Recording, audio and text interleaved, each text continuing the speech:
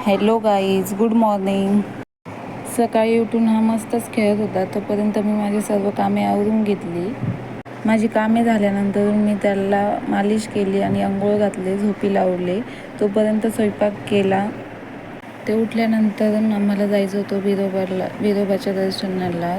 ते उठल्यानंतर आम्ही आवरला आणि निघालो दर्शनाला.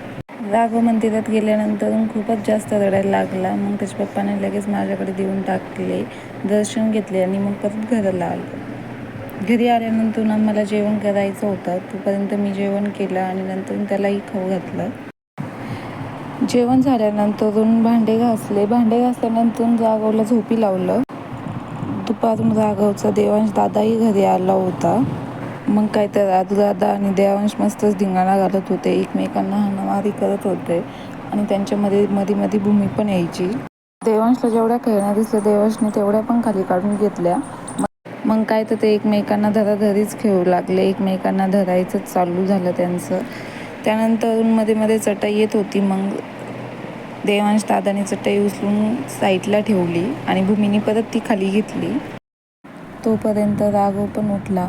त्याच्यापाशी बुक पडेल होते, त्या आधुनी घेतल्या. त्या देवांशलाही लागत होत्या. तर एकमेकांचे तिथेच भांडण चालू झाले आणि एकमेकांच्या हातातून ते बुक ओढू लागले.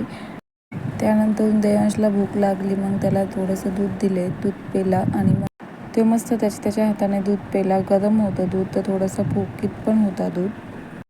पाऊस पण खूप जास्त येत होता. मग काही त्याच्या मम्मीकडे नेऊन घातलं. दीदीला जायचं होतं महादेवाच्या मंदिरात, तर आम्ही त्यांना बोललो की मी पण येते तुमच्यासोबत. पण तोपर्यंत हे पण आले. मग माझा स्वयंपाक तोपर्यंत मी उरकून घेतला आणि मग आम्ही तिघे महादेवाच्या मंदिरात गेलो. दर्शन घेतले आणि परत घरी आलो. घरी आल्यानंतर जेवण करूच तर भूमीला आणि राघवला आत्तूनी आणि आजीने सांभाळलं. तोपर्यंत त्यांनी मस्त खेळले, एन्जॉय केला. आत्तू जवळचं असेल तर त्यांना कोणाचीच गरज पडत नाही. राघव आणि भूमी मस्त एन्जॉय करतात, एकमेकांना धरतात, एकमेकांची पप्पी घेतात, एकमेकांना हाणतात, चिमकुले घेतात. सगळ्याच गोष्टी त्यांच्यात चालू असतं. खरंच खूप छान नातं आहे बहीण आणि भावाचं. तुझं माझं जमेना आणि तुझ्यावाच मी करमेना, अशी गत असते बहीण भावाची.